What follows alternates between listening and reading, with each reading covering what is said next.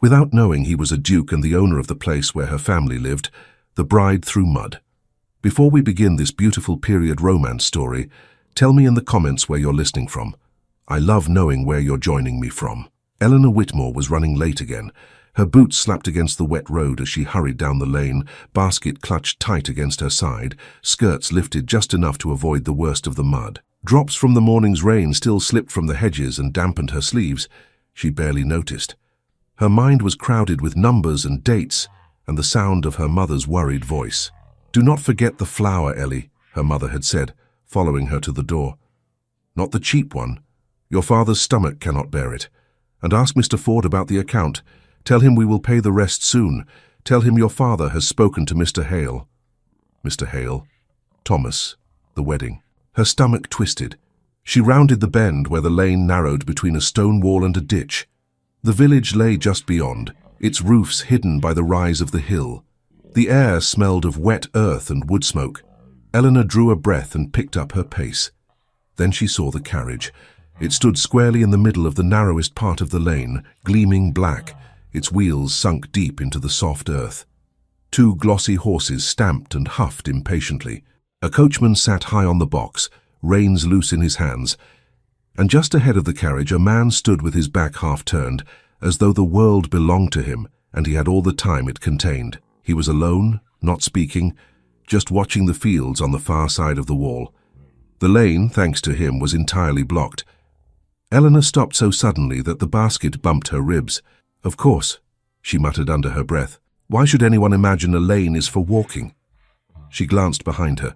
Another woman with a bundle under her arm had just appeared, followed by a boy driving a cart with two small pigs. They were already slowing, eyes on the carriage. "Is something amiss, Miss Whitmore?" the woman called. "Only that the world has grown too small for our betters," Eleanor replied, though her cheeks warmed the moment she said it. She edged closer to the carriage, careful not to slip.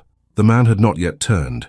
His coat was of fine dark cloth, his boots polished even in this miserable lane. He looked like someone passing through on his way to somewhere grand, somewhere that certainly was not Rosebery. "Sir," Eleanor called, her breath still quick from her hurry. "Excuse me." He did not move. She swallowed and tried again, louder. "Sir, you are blocking the lane." This time he turned. He was younger than she expected, perhaps not yet 30, with strong features and dark hair too smooth to be anything but carefully brushed. His eyes were unreadable, cool and distant. He took her in with a single glance, damp curls escaping her bonnet, plain dress spattered with mud, worn boots, the basket clutched like a shield. His voice, when it came, was calm. "I am aware that the lane is narrow." "Then you must also be aware," Eleanor said, "that no one can pass." He glanced past her, saw the people waiting, then looked back at her. "The horses need a moment's rest," he said. "The road here is difficult." Eleanor stared at him. The absurdity of it pressed at her chest. "The horses may rest," she answered, "but we must live. Market does not wait because your carriage chose a poor place to stop." The coachman shifted on his seat, as if he sensed trouble. The pigs in the small cart behind her began to squeal softly. A faint line appeared between the stranger's brows. "Patience is a virtue, miss." She lifted her chin. "A virtue does not fill an empty pantry." "Then perhaps," he said, "you ought to rise earlier." There it was. Quiet. Smooth. Dismissal, wrapped in courtesy. Heat rose in Eleanor's face. She heard her mother's voice in her mind. "Be careful, Eleanor. Think of your father's health. Think of the rent." But the weariness of months pressed on her, and behind it a fear that never quite slept. "Sir," she said, trying once more for politeness, "if you would kindly have your coachman move the carriage to one side, we could all pass in peace." His gaze swept over the lane, the ditch, the wall. "It would be troublesome to maneuver the carriage here," he replied. "You may wait. I do not intend to remain long." Something inside her snapped. "Troublesome," she repeated. "More troublesome than an old man's hunger, than a mother's anxiety, than a girl's future." His eyes sharpened. "Do you appear fond of large statements, miss?" "I'm fond of bread," she said, "and of my father's heart continuing to beat." He said nothing. His silence was not nervous or embarrassed. It was the silence of someone unused to being pushed. Someone whose word was usually enough to end a conversation. Behind her, the boy with the pigs muttered, "We'll never reach the green at this rate." The woman with the bundle hissed softly, "Ellie, leave it." Eleanor saw the carriage, the shine of it, the horses, the man who would not stir. She saw her mother's hands counting out coins that did not quite make a full rent.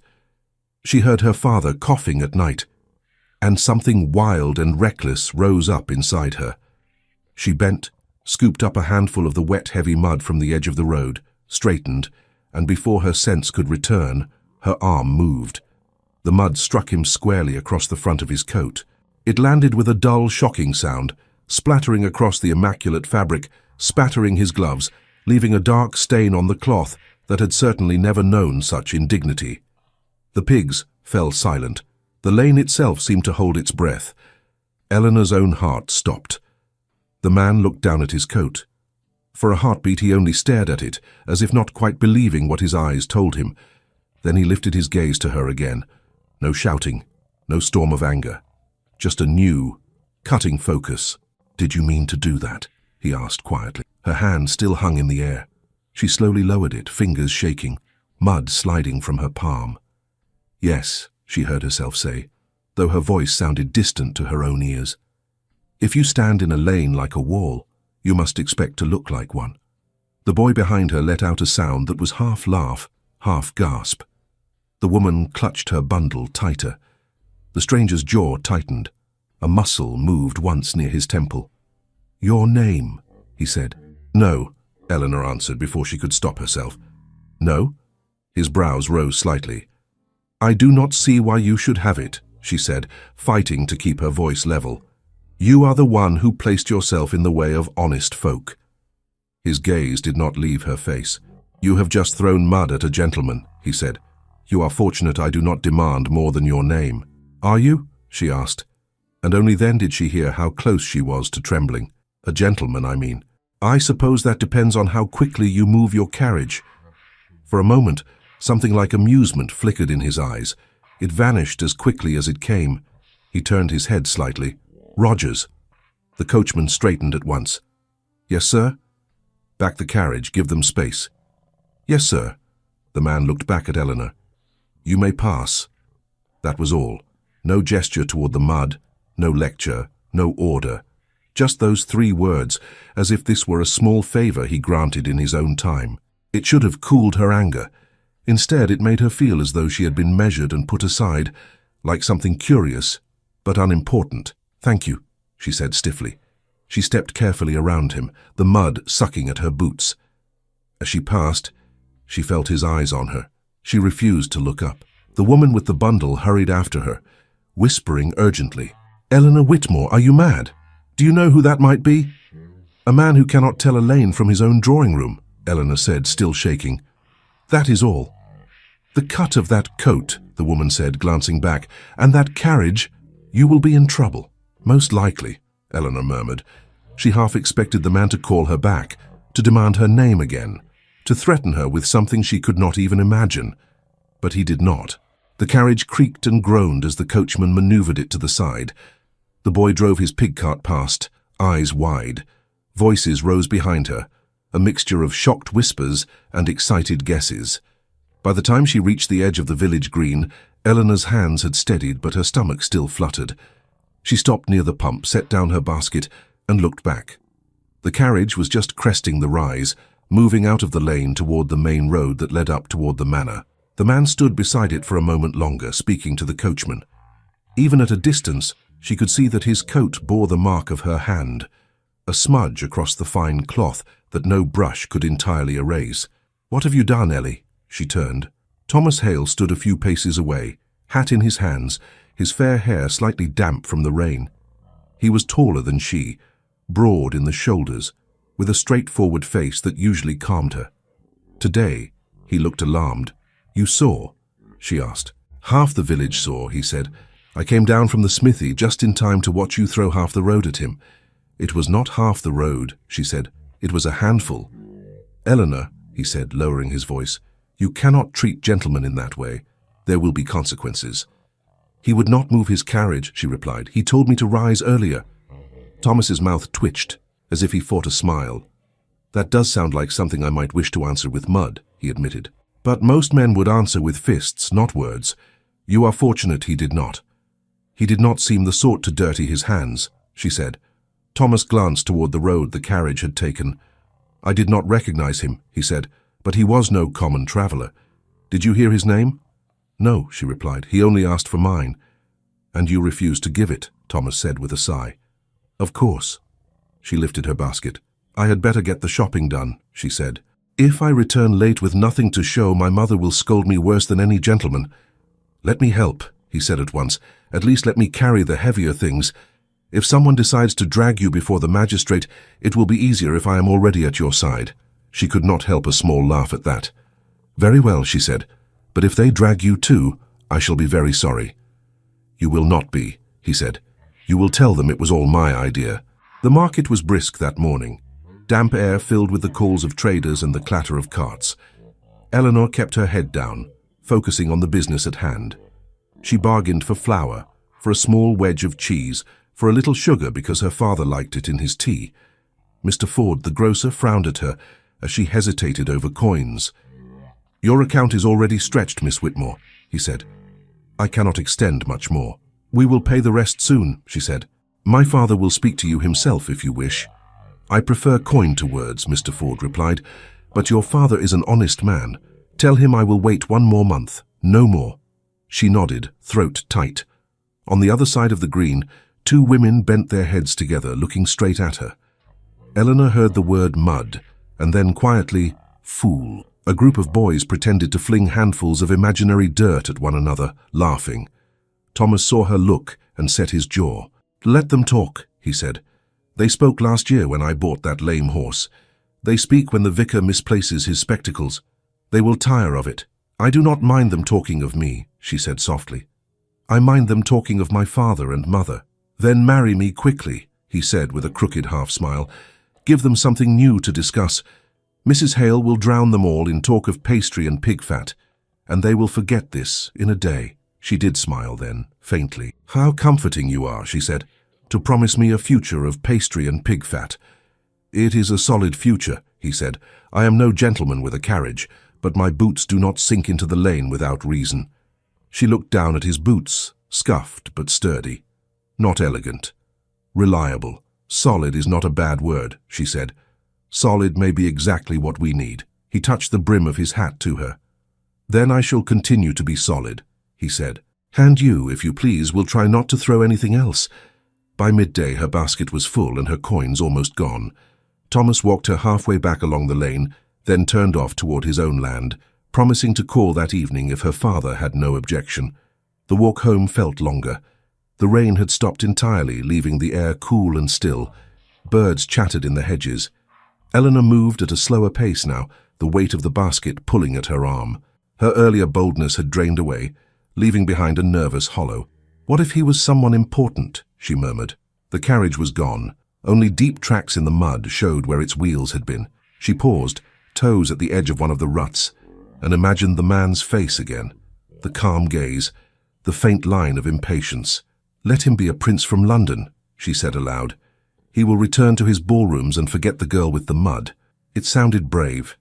It did not feel so. At the cottage, smoke trailed from the chimney. She pushed open the door with her shoulder, bringing in a gust of damp air and the scent of wet earth. Is that you, Ellie? Her mother called from the small table where she sat shelling peas. Did you get the flour? Yes, Eleanor said, setting the basket down.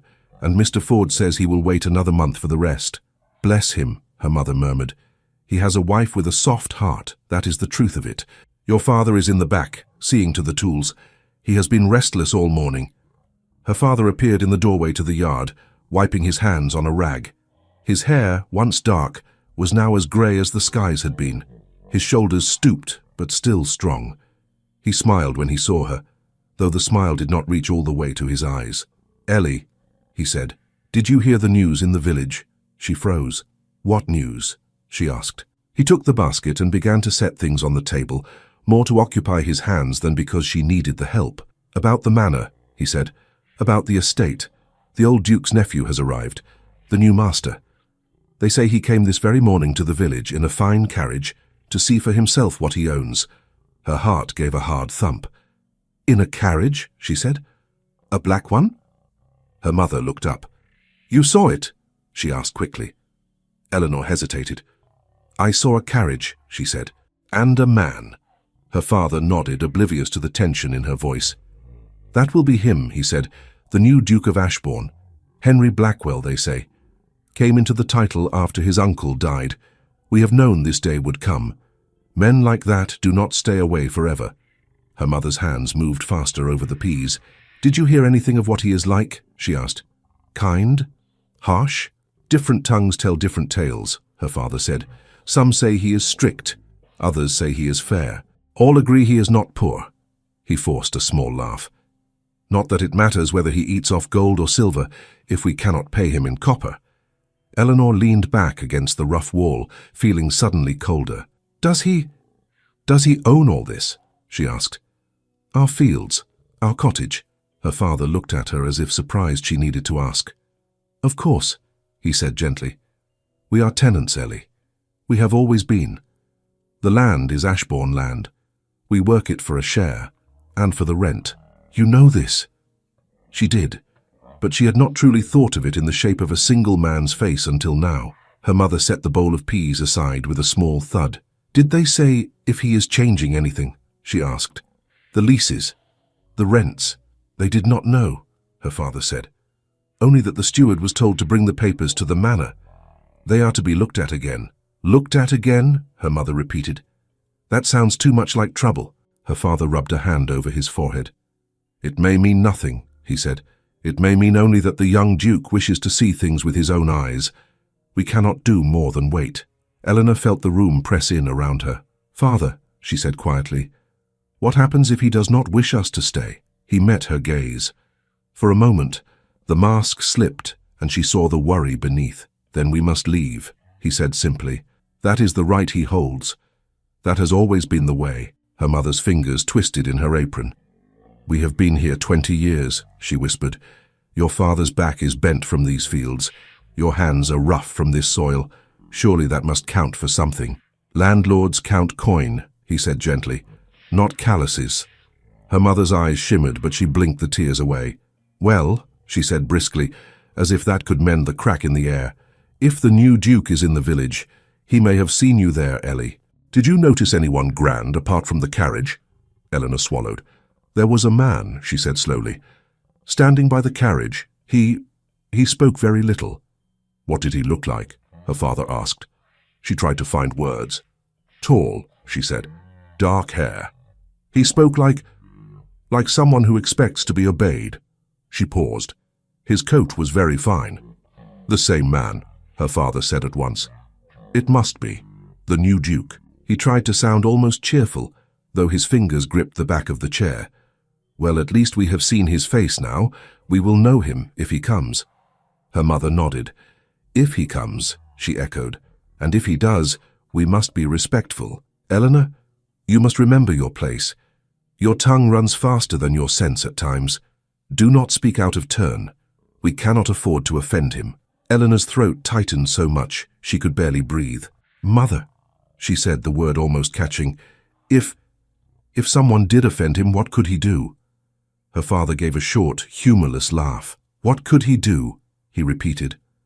"Everything, Ellie. He owns the land beneath our feet. He sets the terms.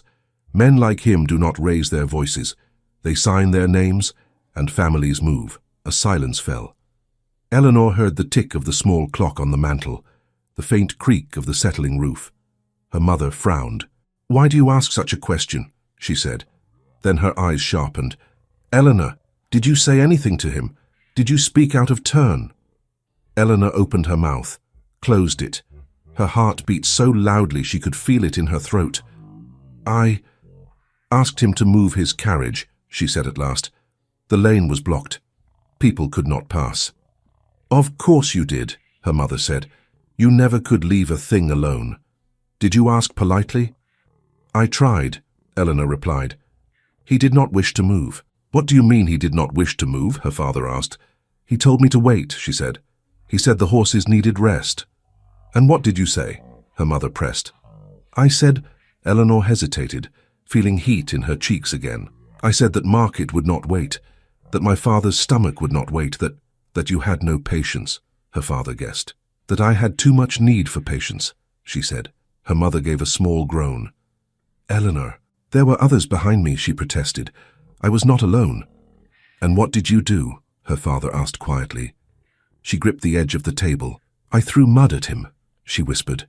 The words hung in the air like something heavy about to fall. Her mother stared at her. You, what? A small handful, Eleanor said quickly. I did not aim for his face, only his coat. It was foolish, I know. Her father sank slowly into the nearest chair, as if his legs would no longer hold him. So you threw mud, he said slowly, at the Duke of Ashbourne. I did not know who he was, she said. He was only a man in my way. Her mother pressed a hand to her mouth. Oh, Lord have mercy, she breathed. Our daughter has assaulted a duke. It was only mud, Eleanor said, though the words sounded feeble even to her own ears. Her father bent forward, elbows on his knees, hands clasped hard. Did he ask your name? He said. Yes, she replied. I refused to give it. Of course you did, her mother muttered faintly. So he does not know who you are, her father said. Not yet. Perhaps he will not care. Perhaps he will laugh about the wild country girl when he returns to his fine friends. Eleanor looked at him. You do not believe that, she said. He lifted his head and met her eyes. In his gaze she saw fear and something like sorrow. I believe, he said quietly, that men with power do not like to be reminded that they can be touched.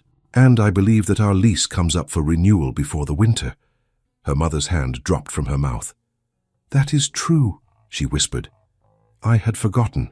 The steward said, Oh, John. Her father stood, walked to the small cupboard near the hearth, and took out a folded, much-handled paper. He laid it on the table, smoothing it with his palms. Our future sits in a clause or two, he said. And now there is a new hand to sign it. A hand you have already stained, Ellie, even if he cannot see the marks. She looked down at the paper. The letters blurred before her. Father, she said, barely managing the word, what if he remembers me? What if he asks who I am? Her father's voice dropped to a hoarse whisper. Then God help us, Eleanor, he said, because the man you flung mud at this morning is not only a duke, but the owner of the very roof over our heads and the fields that keep us alive. The silence that followed her father's words seemed to fill every corner of the cottage. Her mother was the first to move. She stood abruptly and began gathering the peas back into the bowl, hands jerking. We must not despair before anything has even happened, she said.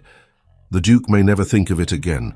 Men like that have greater matters in their heads than a splash of mud. Perhaps, her father said, though his voice carried little conviction. Eleanor gripped the back of a chair. I will go to him, she said suddenly. If he comes again, I will apologize. I will tell him I was foolish. You will do nothing until we know what he intends, her father replied sharply. If he does not remember, I will not have you putting your face before him. He will remember, she said quietly. He looked at her, saw that she believed it, and sighed. We can do nothing now, he said. We will work the fields as always. We will pay what we can. We will pray the new Duke has no wish to meddle with small folk. Her mother nodded quickly. Yes, we will do that. And you, Eleanor, you will hold your tongue for once, especially at church on Sunday. If the Duke attends, you will look at your hymn book and nowhere else. Yes, Mother, Eleanor murmured. That night she lay awake listening to her father's faint cough in the next room and the wind against the shutters. Every time she closed her eyes, she saw the dark streak across the man's coat. In the morning she rose early, hoping the day would pass without any sign from the manor. She worked in the small kitchen garden, fingers in the earth, planting late peas, tying a falling stalk. The simple work soothed her until she heard wheels on the lane. She straightened. The sound grew louder. Not the quick rattle of a farmer's cart, but the heavier, rolling rhythm she already knew too well. Her mother's head appeared at the cottage door. Eleanor, she whispered, inside, now. Eleanor wiped her hands on her apron.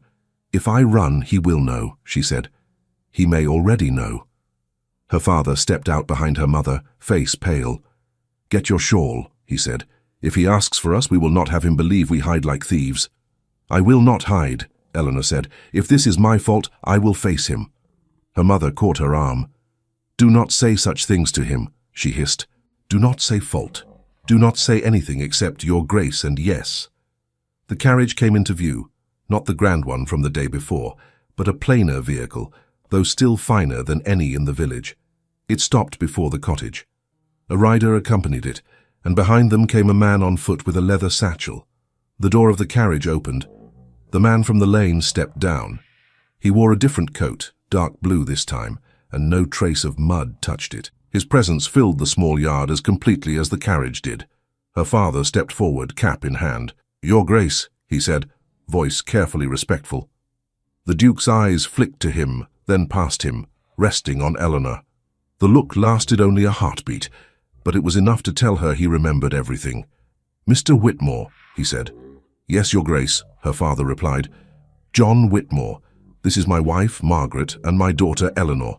Eleanor felt her mother's fingers pinch her arm, but there was no use pretending now. The Duke inclined his head slightly to Mrs. Whitmore. His gaze returned briefly to Eleanor, cool but steady. "I am visiting several of the tenant farms," he said. "I wish to see for myself how the land lies." He nodded toward the man with the satchel. "This is my steward, Mr. Harrow." The steward, a thin man with a sharp nose and tired eyes, gave them a quick bow. "Your fields were recommended as a fair example, Mr. Whitmore," the Duke added. "May I walk them with you?" "Of course, Your Grace," her father said at once. "We are honored. Eleanor, fetch my stick." She hurried to obey, grateful for something to do. When she returned, her father took the stick and gestured toward the gate. "If you will follow me, Your Grace," he said. The Duke nodded and stepped forward. As he passed Eleanor, he gave no sign that they had ever met before. No hint in his face that she had flung mud at him. Relief mingled with a strange sting in her chest. Her mother tugged at her sleeve. "Go with them," she whispered. "Your father's leg will tire." Eleanor fell into step a little behind the men, her mother trailing further back. The steward walked beside the Duke, holding the satchel, occasionally making a note on a folded paper he carried. Her father spoke of the soil, the drainage, the way the land sloped toward the brook. "We have had fair harvests most years, Your Grace," he said. "We try to keep the fields well, though the last winter was hard." "And the rent?" the Duke asked. "You have kept up with it." "We have done our best," her father replied, his voice steady. "We fell a little behind one season, but we caught up as soon as we could. Your steward will have the figures." Mr. Harrow cleared his throat. "The Whitmore account is not the worst," he said, "but it has been strained at times." The Duke glanced at him, then at Eleanor's father. "Strained how?" he asked. "Slow payments," Harrow said. "Requests for a few weeks' grace now and then. Nothing unusual, given the weather of recent years." The Duke nodded. "And you, Mrs. Whitmore," he called back toward Eleanor's mother. "Do you find the cottage sufficient?" Her mother startled, then answered with a nervous little laugh. "We are but simple folk, Your Grace," she said. "We are grateful to have a roof that keeps the rain mostly out." "Mostly?" he repeated. "There is a leak over the corner where we store the onions," she said quickly. "Nothing serious. John stuffs it with rags. It does not trouble us." "Make a note," the Duke told Harrow. "The roof should be seen to before the winter." "Yes, Your Grace," Harrow said. Her father blinked. "We do not expect repairs at your expense, Your Grace," he said. "We are used to managing." "A sound roof protects my property as well as your onions," the Duke replied. "There is sense in that." They reached the far field where young wheat was pushing up in neat rows. The Duke stood for a moment, looking across it. "You work this land with your daughter?" he asked. "Yes, Your Grace," her father said. "Eleanor is a hard worker. She knows every furrow." The Duke turned his head slightly, finally letting his gaze rest on her, with more than a passing glance. "And is your daughter always so industrious in defending the lane to market?" he asked. Her mother made a strangled sound. Her father went rigid. Eleanor felt heat surge into her face. "Your Grace," her father began, voice shaking. "If she spoke out of turn, she did more than speak," the Duke said calmly. "She decorated my coat." Her mother's hand flew to her mouth. "I beg your pardon, Your Grace," she said quickly. "She did not know who you were. She would never have dared." "That is the point, Mother," Eleanor heard herself say. "I should not have done it, whether he was a duke or a stable boy." All eyes turned to her. Her heart hammered, but the words were out now. "I lost my temper," she went on, forcing herself to stand straight. "I was wrong. I ask your pardon, your grace." The Duke studied her. "You do not seem afraid," he said. "Oh, she is afraid," her mother cut in. "She is terrified. She lay awake half the night." "Mother," Eleanor whispered. The Duke's mouth twitched almost like the beginning of a smile. "People rarely throw mud at me in fear," he said. "They do it in anger or in jest. Which was it, Miss Whitmore?" "Anger," she said. "Not at you in particular. At everything." "At being told to wait?" he asked. "Yes, your grace," she said. "At that, and at not knowing whether the bread I was going to fetch would be paid for. And at thinking of my father's health, and other things." Her father murmured her name in warning, but the Duke lifted a hand, stopping him. "Do you think throwing mud changed any of those things?" he asked quietly. "No," she said, "but it felt for a moment as if I could do something in a world where I can do very little." He was silent a moment, eyes on her.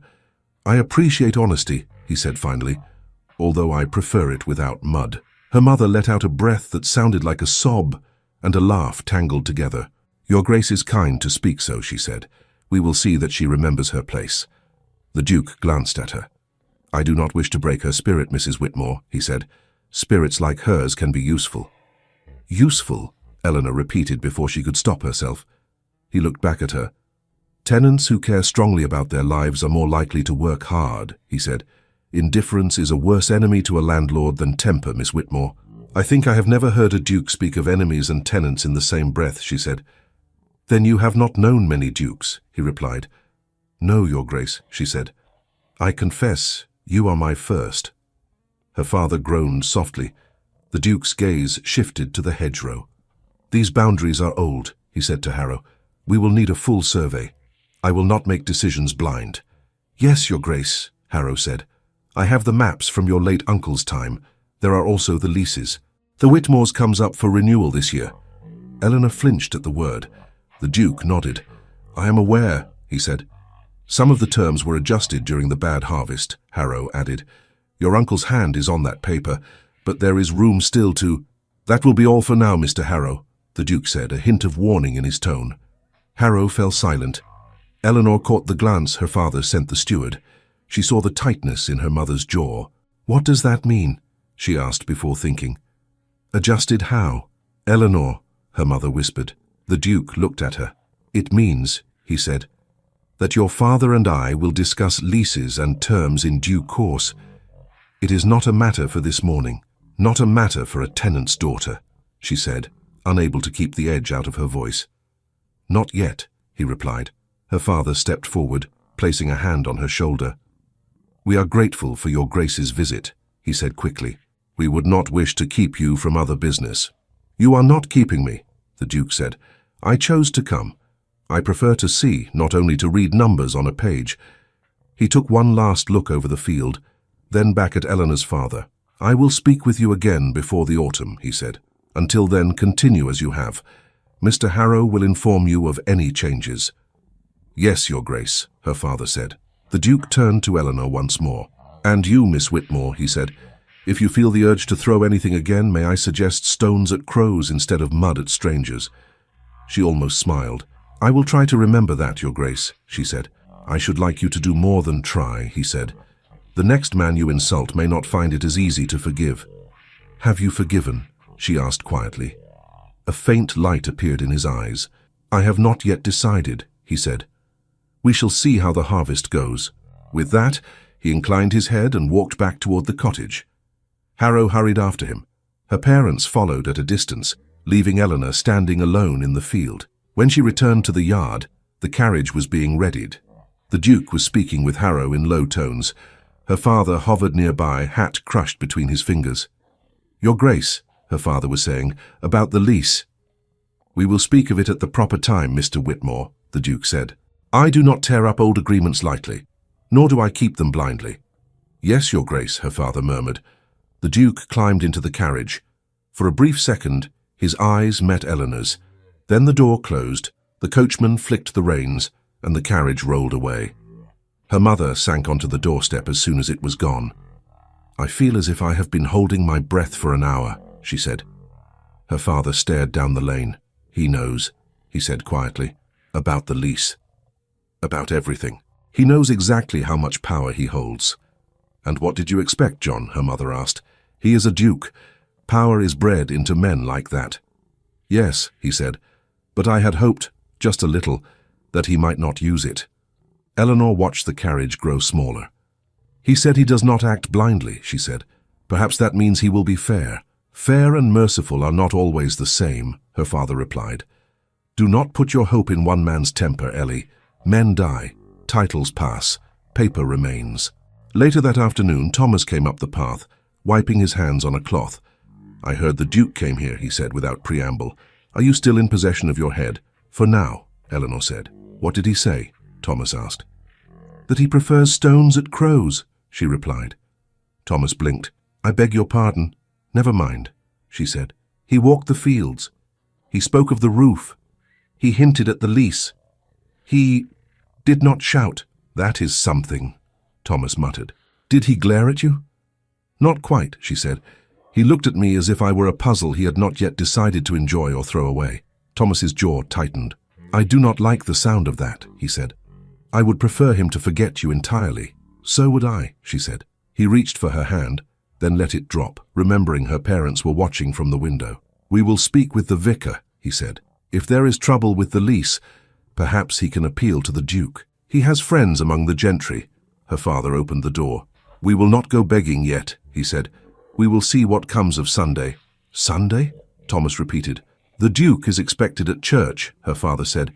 If he means to set himself over this village, he will wish to be seen doing it. Church that Sunday felt more crowded than usual.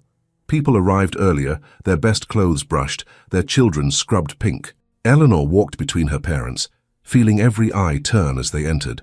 There she is, someone whispered behind her. That's the one who... Hush, another voice said. He is here. The murmur rippled through the pews. Eleanor followed the small wave of movement and saw him.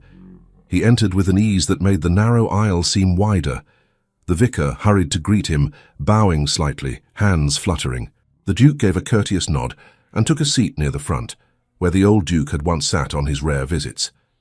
Mr. Harrow stood discreetly at the back. Eleanor slid into a pew several rows behind, head lowered. Thomas joined them, wedged awkwardly at the end of the bench. Mrs. Green, the vicar's wife, turned in her seat and gave Eleanor a long, assessing look. Her gaze flicked from Eleanor's plain dress to the Duke, then back again, as if she had stumbled upon a story and meant to wring every drop from it. The service began. Hymns were sung, prayers were said. The vicar delivered a sermon on obedience and order that sounded a little too tailored to the occasion. Eleanor kept her eyes fixed on the words in the book, though she could not have repeated a single line. When the final hymn ended and the blessing was given, the congregation began to spill out into the churchyard. People lingered, eager to be seen by the Duke, to exchange a few polite words with him. Remember, her mother whispered, you will say nothing unless spoken to. Eleanor nodded. Mrs. Green appeared at her elbow like a bird drawn to crumbs. Miss Whitmore, she said, voice syrupy and sharp at once. What a charming gown. So modest, so suitable. Thank you, Mrs. Green, Eleanor said. I understand you have had a memorable week, Mrs. Green went on. Such excitement for a quiet village, a new Duke, and all that comes with him. Yes, ma'am, Eleanor murmured. Mrs. Green leaned closer. One must be careful, you know, she said. Young ladies are so easily noticed. A word spoken hastily, a gesture made in temper, and suddenly everyone is talking. Reputations are delicate things. I am aware, Eleanor said. Mrs. Green's smile grew thinner. I am sure you are, she said. I hope you will remember it now more than ever.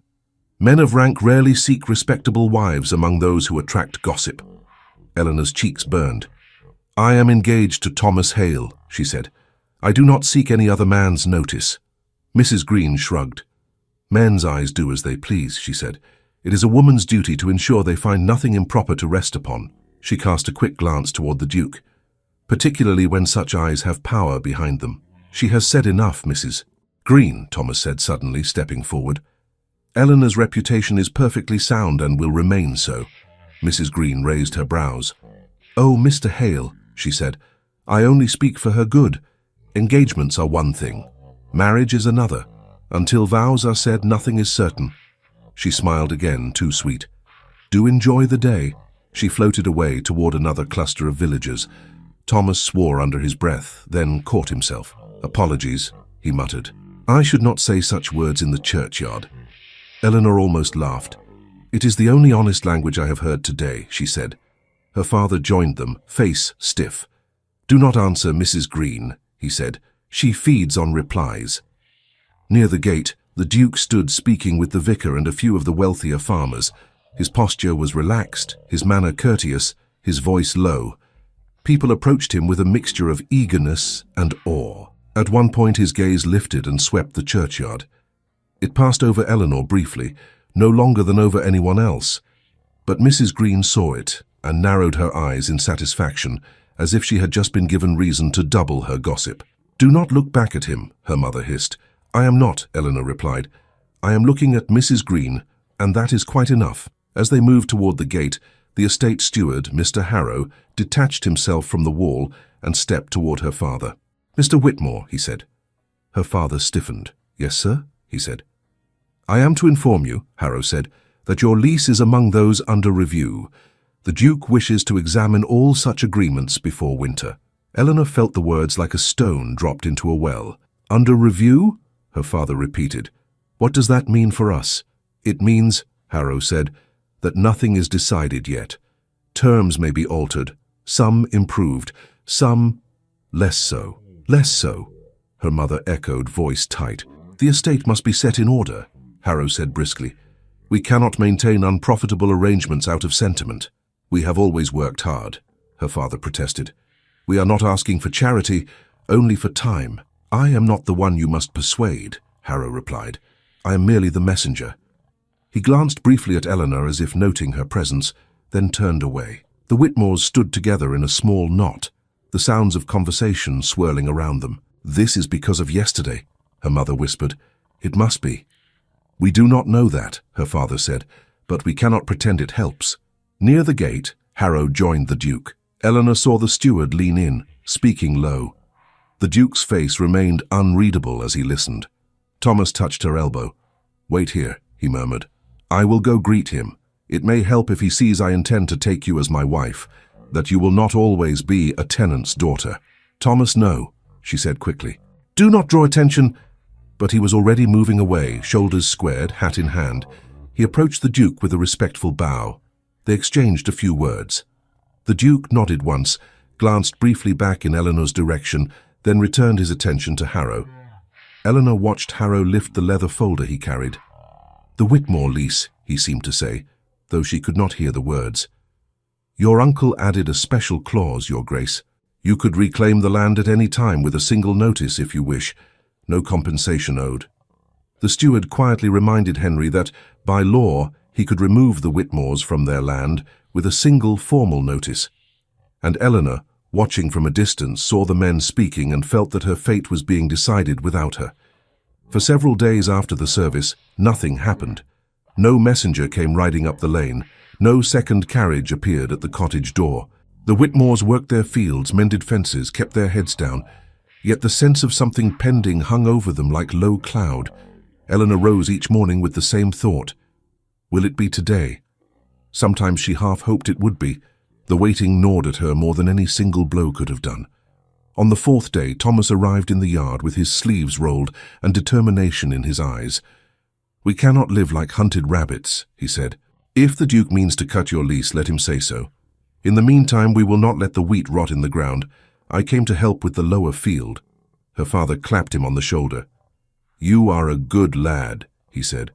We will gladly take your hands. Eleanor watched them for a moment, both men striding toward the gate, then seized the bundle of tools and hurried after them. They worked side by side, the rhythm of it almost soothing. Thomas took the heavier tasks. Her father paced himself. Eleanor did everything in between. When they rested, they drank water from the same jug and shared a heel of bread and a bit of cheese. You see, Thomas said at one point, leaning on his spade, whatever the Duke decides, we can endure it. Perhaps we will shift to my land. Perhaps we will build a new cottage. People do not die of moving. Her father gave him a searching look. Do not speak lightly of leaving, he said. Roots are not pulled up without pain. I know, Thomas said, but I would rather speak of plans than sit in fear. Fear changes nothing. Eleanor wiped her brow with the back of her hand. What if he lets us stay? She asked. What if he changes nothing? Then we will go on as we have, her father said.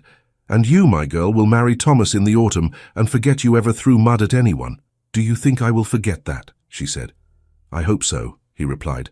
I would rather your memories of this year be of wedding cakes than of leases. She smiled faintly. They did not see the rider until he was almost at the gate. A stable lad from the manor dismounted, cheeks flushed, and handed Eleanor's father a folded note. From Mr. Harrow, sir, he said. He asks that you come to the manor tomorrow afternoon. The Duke wishes to speak with several tenants regarding boundaries and accounts. Several tenants? Eleanor's father repeated. Yes, sir, the boy said. You are not alone. Her father broke the seal with stiff fingers, scanned the short message, and sighed. Very well, he said. Tell Mr. Harrow I will come. When the boy had gone, Thomas frowned. Do you want me with you? He asked. I can stand by in the yard. This is tenant and landlord's business, her father said. I must go alone. Eleanor clasped her hands tightly. You will take what papers we have, she said. You will remind him we have never defaulted. I will take everything, he said, including my best coat. Duke's like a man to look as if he can pay even when he cannot. The next day felt twice as long as any other. Her father shaved, changed into his wedding day coat, and went out with a careful smile for his wife and daughter. I will not sign anything without reading it, he said at the door. Do not fret before you must. Do not be too proud either, her mother replied. If you can wring a little mercy from him, do it. I am not too proud to ask, he said, only too proud to grovel. When he had gone, Eleanor wandered from room to yard and back again, unable to settle. Her mother tried to sew, pricking her finger so often she finally threw the work aside. Make some tea, she said. It will give us something to do. By the time her father returned, the light was lowering. His shoulders drooped more than usual. Eleanor met him at the gate. Well, she asked. He had me wait in a small room for nearly an hour, her father said, while Mr. Harrow shuffled papers. Then we were called into the study. The Duke sat at a great desk with maps spread out and more papers than I could count. What did he say? Her mother asked, coming to the door. He asked questions, her father said. How many acres we work, how many hands, what we yield. He knew some of it already. Harrow had told him. He listened. That is something. But the lease, Eleanor pressed. Did he speak of the clause? Her father's mouth tightened. He knows of it, he said. Harrow made sure of that. And, her mother demanded. And nothing, he said. He said the clause exists. He said it was agreed to in hard times. He said he will not decide today. Not decide, Eleanor repeated. He wants to see the harvest first, her father replied. He wants to know which land is profitable and which is not. He spoke of rational management and modern expectations till my head rang. That sounds like the language of men who move other men like stones on a board, her mother said weakly. Eleanor felt something cold settle in her chest. So we must wait, she said. Yes, her father said. We must work as if everything depends on it. Because perhaps it does. That night, long after her parents had gone to bed, Eleanor sat by the small window, chin on her knees, watching a faint light up on the hill where the manor stood. Somewhere behind those walls, the Duke sat with her father's future on his desk. She remembered the steadiness of his eyes, the way he had looked at her in the field. Do you think I do not know what power I hold? He had not said, but his manner had. She did not know whether to resent him or pity him. At Ashbourne Manor, Henry Blackwell sat in his study with a headache forming. Harrow stood before the desk, holding a list. If your grace enforces the consolidation clauses, the steward was saying, the estate's income will increase by at least 15% within 3 years. Some tenants will have to leave, of course, but others will benefit from larger, more efficient holdings. Efficient, Henry repeated softly. A pleasant word. Harrow frowned slightly. I speak in terms of the estate's health, Your Grace, he said.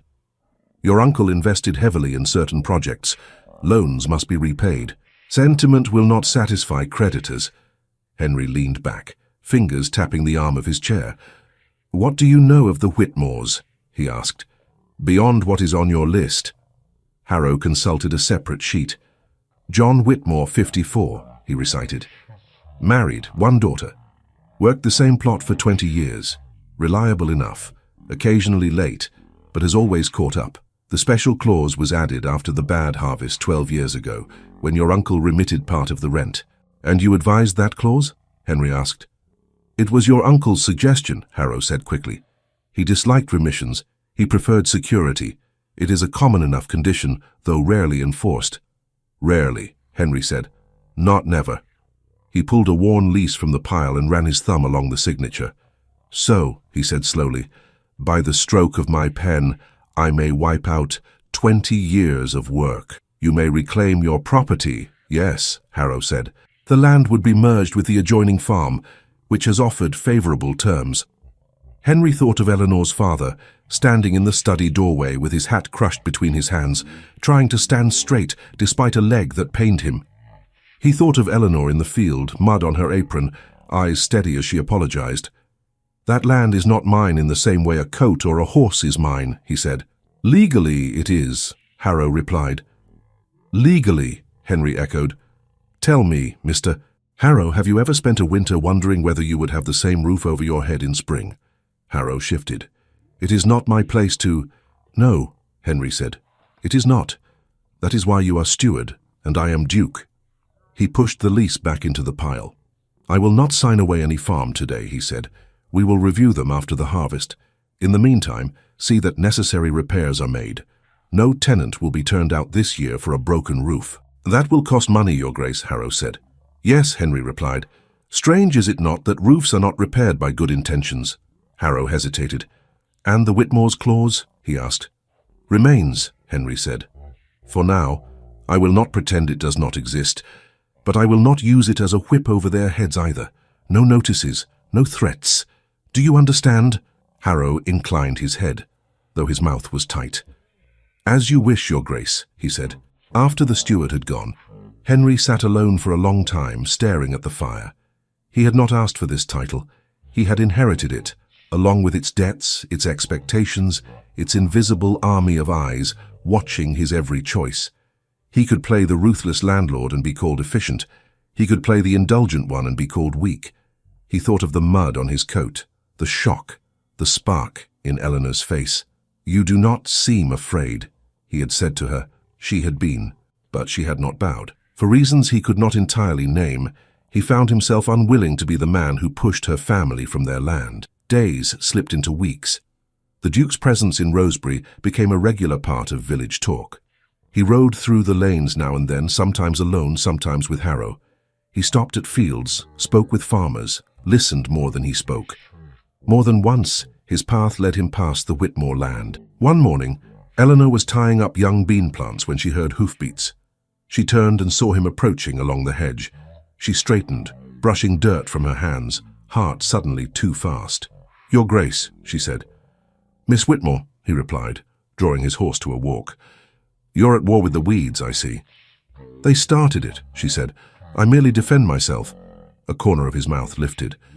An admirable strategy, he said. How do the crops fare? Well enough, she answered. The weather has been kind. And the roof, he asked. Has the leak been mended? Yes, Your Grace, she said. A man from the estate came last week. We are grateful. You pay rent, he said. Roofs ought to be included in such extravagance. She almost laughed. Many landlords would disagree, she said. Many landlords are fools, he replied. She looked at him, surprised.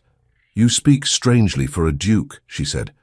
How many dukes have you known, Miss Whitmore? He asked. As I said before, she replied. Only you. Then you have no basis for comparison, he said. Perhaps not, she said. But I have known many men, and few speak as you do. Is that reproach or compliment? He asked. I am not yet decided, she said. He regarded her for a moment, something thoughtful in his expression. You have a sharp tongue, he said. It is both a danger and a shield. I try not to stab anyone with it, she said. Not twice, at least. An excellent rule, he replied. They stood like that for a few heartbeats, the air between them not quite easy, not quite strained. Eleanor became suddenly aware of how close he was, the horse's warm breath, the faint scent of leather and something clean beneath it. She stepped back, more from alarm at herself than at him. "Will you be inspecting all your tenants today, Your Grace?" she asked, forcing a practical tone. "Not all," he said. "Only those whose land lies along this road. Mr. Harrow grows anxious if I spend too much time in mere conversation." "Stewards do not enjoy conversation," she asked. "Stewards enjoy ledgers," he said. "If you begin to speak of feelings, they grow pale." Her lips quirked. "Then I shall not trouble Mr. Harrow," she said. "I doubt you could," he replied, surprising her. "You trouble people who are not easily troubled." She did not know what to say to that. He inclined his head. "Good day, Miss Whitmore," he said. "May your weeds surrender." "Good day, Your Grace," she answered. As he rode away, she exhaled slowly. Her hands felt unsteady when she bent back to the bean plants. Later that day in the village, she heard the first whispers. "The Duke was speaking with Eleanor Whitmore in her field," one woman told another. "Just the two of them, no one else." "Her father was at the upper pasture," the other said. "I saw him myself." "Well," the first replied, lowering her voice, "her father is not blind. If he has any sense, he will keep his daughter out of a gentleman's path." "Why?" a third woman asked. "Do you think His Grace means harm?" "Men of rank do not mean harm," the first answered. "They mean pleasure. Harm comes later, when people begin to talk." By the time Eleanor reached the baker's stall, Mrs. Green already had the story half formed. "Such neighbourly interest," the vicar's wife said with a thin smile. "The Duke cares for his tenants' beans, it seems." "He cares for his land," Eleanor said evenly. "Nothing more." "Oh, my dear," Mrs. Green murmured. "Land, daughters. To a man in his position, it is all part of the same estate." Eleanor's jaw clenched. "My father is always in the fields with me," she said.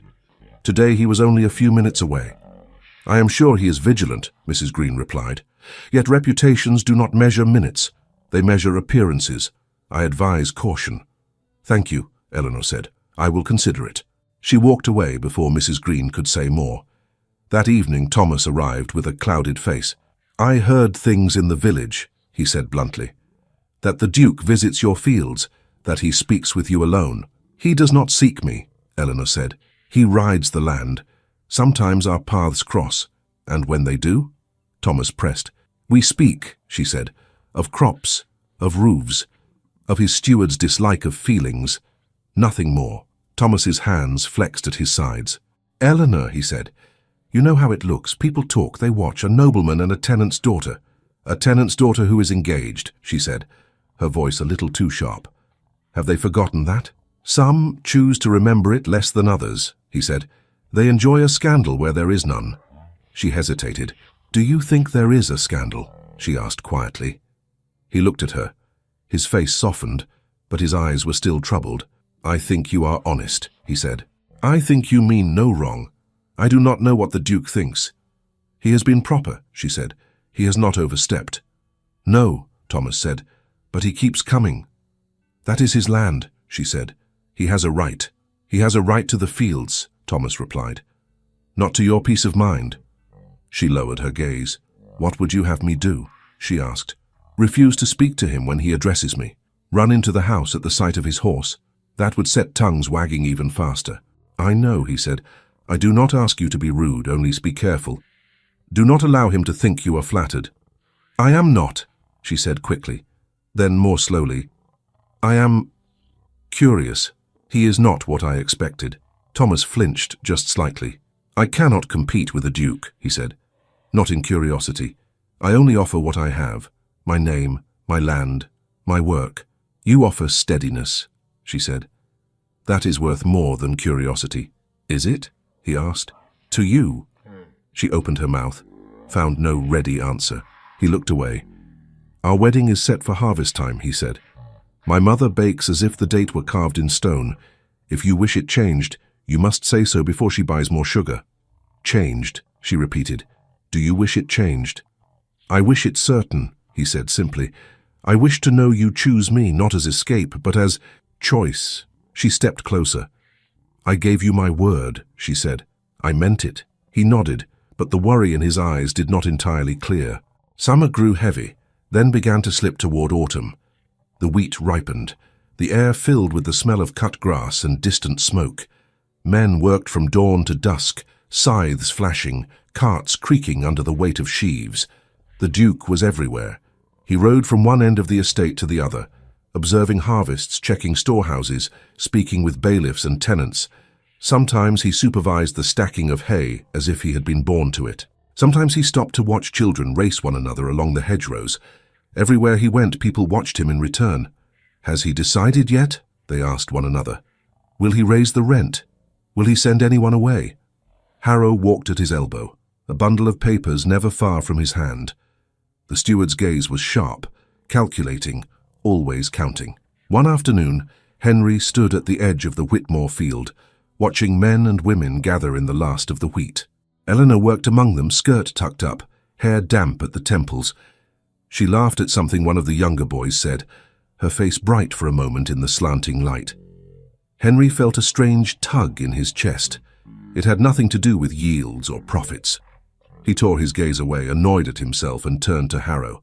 "What is the sum for this section?" he asked. Harrow consulted his notes. "Modest," he said. "Not the richest soil, but adequate." "And with improvements?" Henry asked. "With fresh drainage and more hands we could increase it," Harrow said. "Or we could merge it with the adjoining farm, which has offered to take it on. Larger fields, fewer hedges, greater efficiency." "How many people would lose their home if we merged it?" Henry asked. Harrow hesitated. 3 in the Whitmore cottage, he said. Perhaps 2 labourers as well. They could find work elsewhere. Or emigrate. Many do. Henry's jaw tightened. "We are not exporting tenants like barrels of grain," he said. Harrow pursed his lips. "I only mention possibilities," he said. "Your Grace must choose." "Yes," Henry said. "I must." He watched Eleanor straighten, shading her eyes with one hand. She had seen him there. She gave a small nod, nothing more. Her father glanced toward Henry as well, then back to his work. "Postpone any consolidation here," Henry said abruptly. "We will decide after I have reviewed the old agreements once more." "As you wish," Harrow said, voice carefully neutral. That evening Henry sat again with the leases. He read the Whitmore clause 3 times, considering every line. He could strike it out. He had that right. He could say his uncle had been unjust. He could choose a different path. He could also be accused of weakness by those who watched his accounts, by family members who relied on the estate's income, by London acquaintances who believed mercy a dangerous indulgence. He closed his eyes briefly. "Do you seek their approval?" he asked himself softly. "Or your own?" In the end, he did not sign anything that night. As the harvest drew to its end, talk in the village shifted to the upcoming wedding. "It will be a fine match," people said. "The Whitmores will be safer with Thomas Hale as son-in-law. 2 small holdings together are stronger." Mrs. Hale bustled through the lanes, measuring, planning, counting eggs. She spoke of pies as generals spoke of battle plans. "We will have a table in the yard," she told anyone who would listen. "There will be music. My Thomas will have a proper wedding if I have to bake till my hands fall off." Eleanor let herself be swept along, helping to sew, to knead, to arrange. At night, when she lay down, her thoughts wandered. She imagined standing beside Thomas in the church, speaking the words everyone expected. She imagined returning to a new house, a new table, a new name. She imagined, against her will, seeing the Duke among the guests, his face unreadable, his eyes giving nothing away. One afternoon, as she helped Mrs. Hale roll pastry, the older woman looked at her keenly. "You are quiet, girl," she said. "Do you dread being my daughter so much?" Eleanor shook her head quickly. "No," she said. "I do not dread it. I only think." "Thinking spoils pastry," Mrs. Hale said briskly. "Too heavy a hand and it will be tough. Too light and it falls apart. Same with marriage, but my Thomas is a good lad. He will not expect you to be someone else." "I know," Eleanor said. "He has always been kind." "Then put the Duke out of your mind," Mrs. Hale said bluntly. "Men like that pass through our lives the way storms do. They make a mess, they frighten people, then they move on. We are the ones who must put things back in order." Eleanor looked down at the dough. "I wish it were so simple," she murmured. The week before the wedding, a messenger from the manor arrived again. He pinned a folded notice to the door of the inn, then another to the church gate, then rode on to the next village. People gathered quickly, curiosity burning stronger than their errands. Eleanor came upon the knot of villagers outside the inn on her way back from the mill. She saw the paper, saw the cluster of heads bent toward it. heard the first uncertain exclamations. "What is it?" someone asked. "A meeting," the innkeeper said, squinting at the words. "He calls it an announcement." "Whose?" another voice demanded. "The Duke's," the innkeeper answered. "Listen." He cleared his throat and read slowly, stumbling over the more elaborate phrases. "To the tenants and inhabitants of the Ashbourne estate," he began. "On the morning of Michaelmas at the hour of 11, I, Henry Blackwell, Duke of Ashbourne, will assemble at the village green to speak on the matter of the estate leases, the future of certain tenancies, and the terms by which the land shall be held hereafter." The murmur rose and swelled. "Michaelmas," someone cried. "That is next week."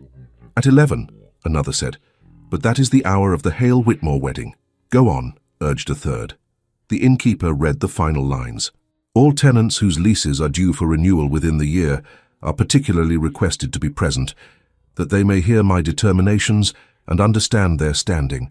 Signed, Henry Blackwell, Duke of Ashbourne." Eleanor did not hear the last words clearly. Her ears rang. Michaelmas, 11, the wedding. She pushed closer, eyes fixed on the neat black letters. The notice was brief, but its meaning was not.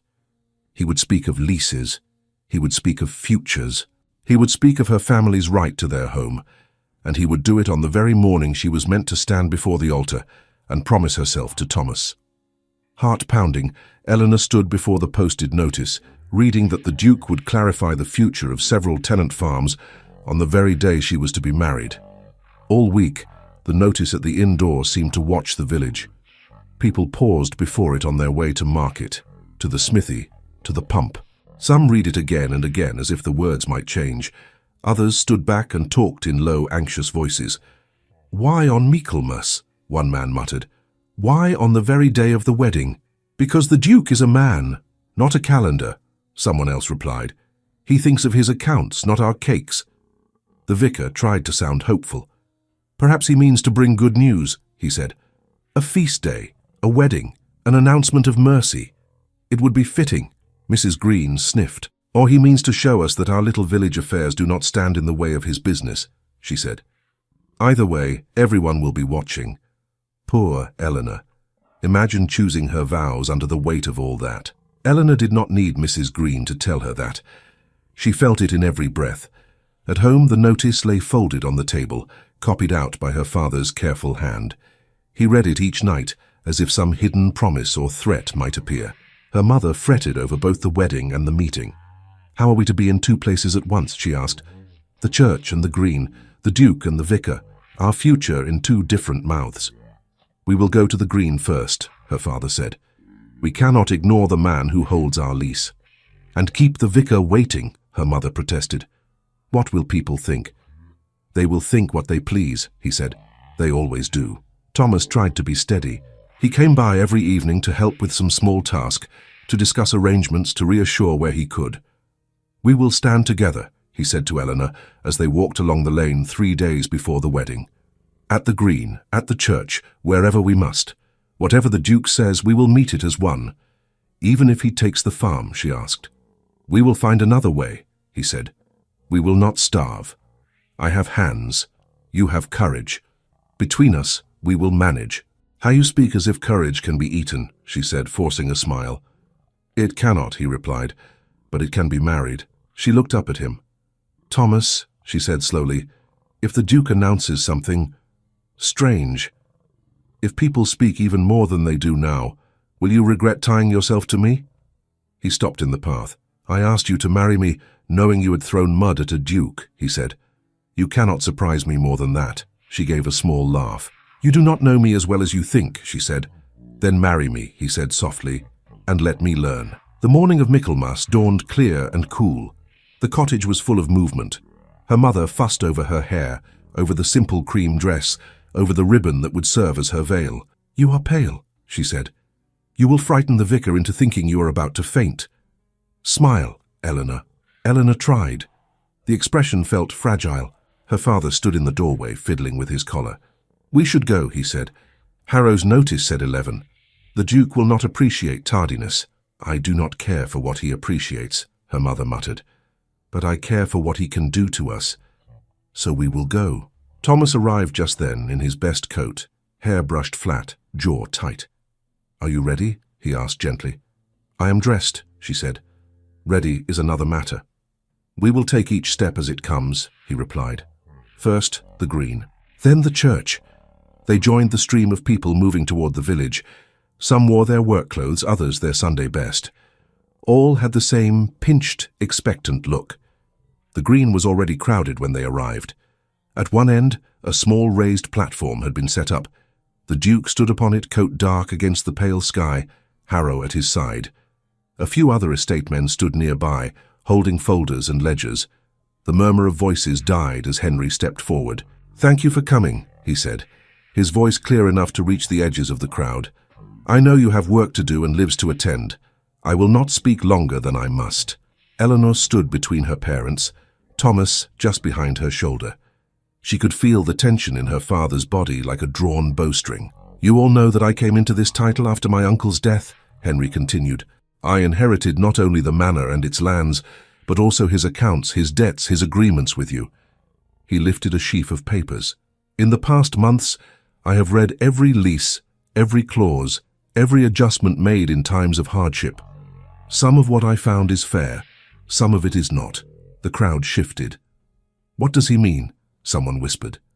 Henry held up one particular page. "Years ago," he said, "during a bad harvest, my uncle granted temporary relief to certain tenants. In exchange, he demanded new conditions that placed all the risk on their shoulders. Clauses that allowed the estate to reclaim land without compensation after years of work. Clauses that turned one bad season into a threat that never ended." Harrow's jaw tightened, but he said nothing. Eleanor felt the blood drain from her face. She knew exactly which clause he meant. "I will speak plainly," Henry said. "I consider such terms unjust. They may be legal, they may be common, but they are not, in my judgment, right." A low murmur ran through the crowd. He went on, "I do not believe that a man who has worked a field for 20 years should live in fear that a line of ink will strip him of it overnight. I do not believe that tenants who have done their best should be punished forever for accepting help in a desperate year." Her father's hand moved to his chest as if he needed to steady it. "Therefore," Henry said, "I have taken a decision." He looked out at them, his gaze steady. "Every clause of that sort in every lease on the Ashbourne estate is from this day void," he said. "Struck out, cancelled. No tenant will be removed from their land by those terms. Not now, not in future. If a tenancy ends, it will be through clear failure to pay the agreed rent over time, not because of a trap laid in a bad year." There was a beat of stunned silence. Then the sound broke over the green like a wave. Relief, laughter, a few choked sobs. Men clapped each other's backs. Women pressed their hands to their mouths. Someone exclaimed, "Thank God," loud enough that several others echoed it. Beside Eleanor, her mother began to cry quietly. Her father's shoulders trembled. He closed his eyes for a moment. "The Whitmore lease is among those affected," Henry said, and his voice cut through the noise. "As are the leases of the Tanners, the Fords, and several others." He nodded toward different faces in the crowd. "Your land is secure so long as you meet reasonable terms. You will not wait to find yourselves strangers on the fields you have tended." Eleanor's vision blurred. She blinked hard. Henry lifted a hand and the murmur subsided. "This does not mean there will be no changes," he said. "Rents will be reviewed. Some may rise, some may fall according to the land's yield. I will not pretend I do this only out of generosity. The estate must be kept sound, but it will be done openly with explanations given. No more hidden clauses, no more surprises." He glanced at Harrow. "Mr. Harrow will meet with you in the coming weeks," he said. "You will see your leases with your own eyes.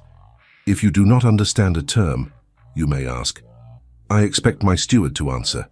Harrow bowed his head, though his mouth was tight. A man near the front called out, "What of repairs, Your Grace? Cottages, fences?" Henry nodded toward him. "Where the estate is responsible, we will meet that duty," he said. "Where tenants are responsible, we will give time where it is needed, not threats. We rise together or fall together. There is no sense in squeezing rent from a house that cannot stand." The same man swallowed visibly. "Thank you, Your Grace," he said. Henry's gaze moved over the crowd and, for a heartbeat, settled on Eleanor. It was only an instant, but it was enough. He finished more briefly. "I cannot promise perfection," he said. "I can only promise that I will not hide behind ink or habit when dealing with your lives. We will speak as men and women who share the same ground, even if we stand on different parts of it." Then he stepped back. The noise rushed up again. People turned to one another, joy breaking through fear. Some even laughed through tears. Eleanor's mother caught her husband's arm. "Did you hear?" she whispered. "Our land, John. Our land." "I heard," he said, voice thick. "I never thought to hear such words from a duke's mouth." Thomas touched Eleanor's elbow. "This is good," he said. "Whatever else happens today, this is good." "Yes," she said, though the word felt far away. Her eyes were still on the platform. Henry had descended from it and now spoke briefly with the vicar, with a few of the larger farmers. Several tenants tried to approach him to offer thanks, but Harrow gently steered them away, promising future meetings. The church bell began to ring. "The wedding," Mrs. Hale said somewhere behind Eleanor. "Come, girl. Cakes do not wait on dukes." The crowd began to move toward the church. As they walked, snatches of talk floated around them. "A fair man, I say. Whatever they say about lords, this one has a heart, or a head that knows unrest when it sees it. Either way, I will not complain. The Whitmores must be breathing easier today. And with a wedding as well." Eleanor let herself be carried along. The church was cool and dim as they entered. Flowers from the hedges and fields decorated the ends of the pews. The vicar stood ready, book in hand, face bright with anticipation and the importance of the day. Thomas went to the front with his mother and two of his brothers. Eleanor and her parents paused in the small anteroom to adjust her veil. "You look lovely," her mother said, eyes still red from earlier tears. "Your father will not be able to speak when he sees you. I hope he can at least say amen," Eleanor said faintly. Her father kissed her forehead. "You walk into this of your own will," he said quietly. "If at this moment you wish to turn back, say so." She looked up, startled. "Father, I mean it," he said. "Land is secure now. We will not hold you to a promise made under fear." Her heart thudded hard. "I gave my word," she said. "I will not make you a liar."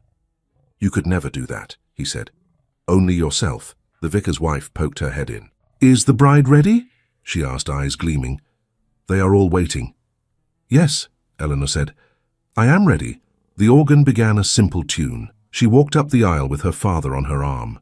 The murmur of the congregation washed around her. Faces blurred slightly. She kept her eyes on Thomas. He looked handsome in his plain way. His jaw was set, but when he saw her, his expression softened. There was something like pride and fear mixed together in his gaze. Her father placed her hand in Thomas's and stepped aside. "We are gathered here," the vicar began, "in the sight of God." The words rolled over her. She knew them by heart. She had heard them spoken at other weddings, had murmured them under her breath as a child, had imagined hearing them herself one day with a calm, full heart. Now that day had come, and her heart was anything but calm. The vicar asked the traditional questions. "If any man can show just cause why they may not lawfully be joined together." Silence. He turned to Thomas. "Wilt thou have this woman to thy wedded wife," he said, "to live together after God's ordinance in the holy estate of matrimony?" "I will," Thomas said. His voice was steady. The vicar turned to Eleanor. "Wilt thou have this man to thy wedded husband?" Her mouth went dry. She opened it. The word did not come. Seconds stretched. The air in the church thickened. People shifted. A cough sounded somewhere. Mrs. Hale gripped her husband's arm so tightly his knuckles whitened. The vicar frowned slightly. "Miss Whitmore?" he prompted gently. "Do you will?" Eleanor's hands felt numb in Thomas's. She looked at him. His eyes met hers, full of questions, of hope, of a flicker of fear he could not quite hide. In that moment, the sounds of the morning seemed to return to her. The Duke's voice on the green. Her father's quiet offer at the church door. Thomas's words on the lane days before. "I wish to know you choose me." She drew a breath. She began, then stopped. Thomas's fingers tightened around hers. "Eleanor," he whispered, "do not answer for anyone's sake but your own." The vicar shifted awkwardly. "My child," he said softly, "if you are unwell, we may pause." "I am not unwell," she said, and her voice sounded strange to her own ears. too clear in the hushed church. "I am more awake than I have been in a long time." She turned fully to Thomas, still holding his hands. "Thomas," she said, "you deserve a wife who can say 'I will' without hesitation, without wondering if she lies to herself." A murmur rose. He swallowed. "Do you lie?" he asked, almost too low for anyone else to hear. She felt tears burn at the back of her eyes.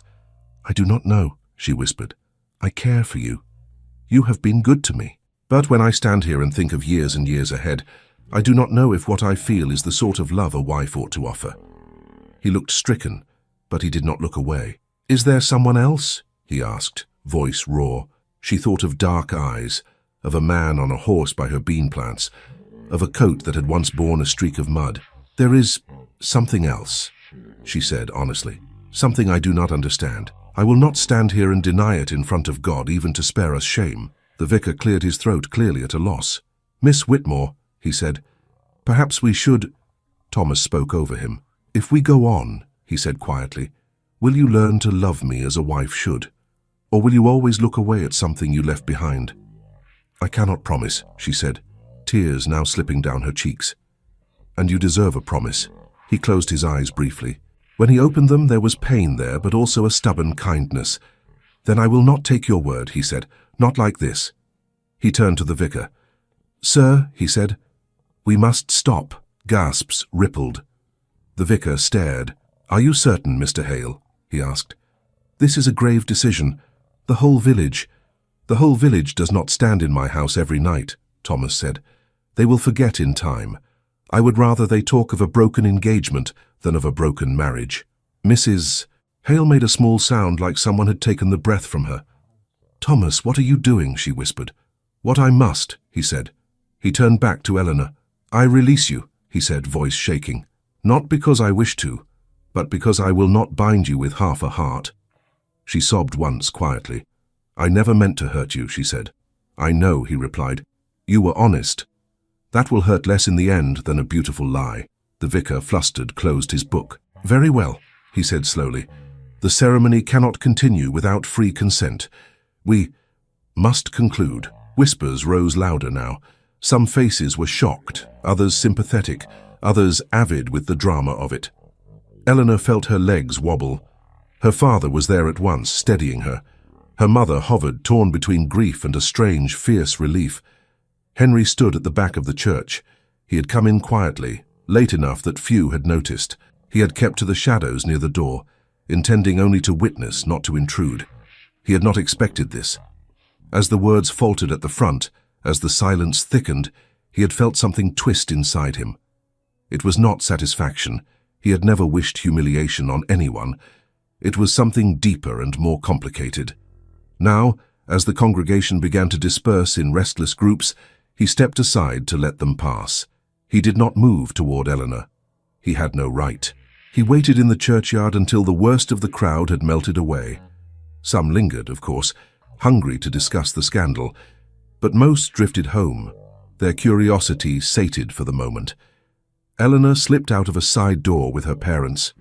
Her veil hung loose over her shoulders now, her hair slightly disordered, her eyes rimmed red. "Let us go home," her mother said. "You need to rest." "I need to breathe," Eleanor said. She saw the Duke then. He stood near the yew tree, hands clasped behind his back, expression grave. Her parents stiffened. "Your Grace," her father said, stiffly polite. "Mr. Whitmore." "Mrs. Whitmore," Henry said. "Miss Whitmore." Eleanor felt suddenly very tired. "Have you come to tell us you changed your mind about the leases?" she asked, a brittle edge to her voice. "It would suit the day." "No," he said. "My word stands." "Then you need not concern yourself with our private shame," she said. "We will manage without your observation." "Eleanor," her mother hissed. Henry's gaze did not waver. "I did not come to stare at misfortune," he said quietly. "I came to offer what comfort I can, though I know my presence may be the last thing you desire." Her father shifted awkwardly. "Your Grace," he said, "we are grateful for what you announced this morning, truly. But my daughter is raw. You must forgive her tongue." "There is nothing to forgive," Henry said. "She has been asked to bear much." He looked at Eleanor. I will not keep you long, he said. But may I speak with you alone? Only for a few minutes. Her mother began to protest. I will stand just there, Eleanor said, nodding toward the low wall. Within sight, if that helps. Her parents exchanged a glance. Finally, her father nodded. Do not be long, he said. Eleanor walked with Henry to the far end of the churchyard, where the ground sloped down slightly toward the fields. For a moment, neither spoke. You should not be here, she said at last. People will see, they will talk even more. They are already talking, he answered. I cannot control their tongues. I can only decide whether I will let fear of them rule my actions. You are a duke, she said. Their words cannot harm you. He gave a short, humorless sound. You would be surprised, he said. But that is not why I stayed. Then why? She asked. He met her eyes. To tell you that what you did in there was brave, he said. Painful but brave. It did not feel brave, she replied. It felt like tearing something apart with my bare hands. Sometimes that is what courage is, he said. The refusal to build a life on something you know is not sound. She swallowed. Thomas deserved better, she said. Thomas deserved the truth, he replied. You gave it to him. He may not thank you now. He may never thank you. But it is still better than living a lie that would rot you both from within. She looked away. You speak as if you know, she said. Have you lived such a lie, Your Grace? Henry, he said. She blinked. What? She asked. My name, he said. Use it, just this once. There is no one close enough to faint with outrage. She hesitated. Have you, she asked softly, lived such a lie, Henry? He drew a breath. I have signed papers I did not believe in, he said. Made allowances for men I despised because it served some larger interest. It feels very like what you described. I would not recommend it. She studied his face. Why did you void those clauses? She asked. Truly. I heard your fine words on the green. They were good. But what moved you? He held her gaze. Partly conscience, he said. Partly reason. Men who live under constant threat are not good partners to an estate. They exhaust themselves with fear. And the other part? She asked. He hesitated. Anger, he said unexpectedly. Anger that my uncle chose to tie knots around people's throats and call it wisdom. Anger that I almost signed a lease without reading it properly. And yes, he paused. Yes? She prompted. And yes, he said more quietly. The memory of a tenant's daughter who flung mud at a man she believed was only an obstacle, who stood in my field and told me she did it because it was the only power she felt she had. I do not wish to rule over people who think their only way to be heard is by such desperate gestures. A faint, twisted smile touched her lips. So I threw mud, she said, and you changed your estate. You threw truth, he said. The mud was merely the method. Silence fell between them again. At last he spoke, his voice lower. I will not pretend indifference, Eleanor, he said. Not now, when your life has just broken open in front of everyone. I have tried to keep my distance. To be only your landlord. I find I cannot be only that. Her heart thudded. You must not say such things, she whispered. Not today, not ever, perhaps. The difference between us, the difference is real, he said. I know. I was born to it. You were not. The world would find much to say. It already does, she murmured. He nodded. That is why I will not ask you for any promise, he said. Not now, perhaps not ever. I will not take advantage of your hurt or your confusion. I only wish you to know this. If you choose a life that does not include me, I will respect it. I will not punish your family. Your lease is secure, whatever your heart decides. Tears stung her eyes again. Why? She asked. You owe me nothing. I owe myself honesty, he said, and I owe you gratitude. You have made me look at my own power differently.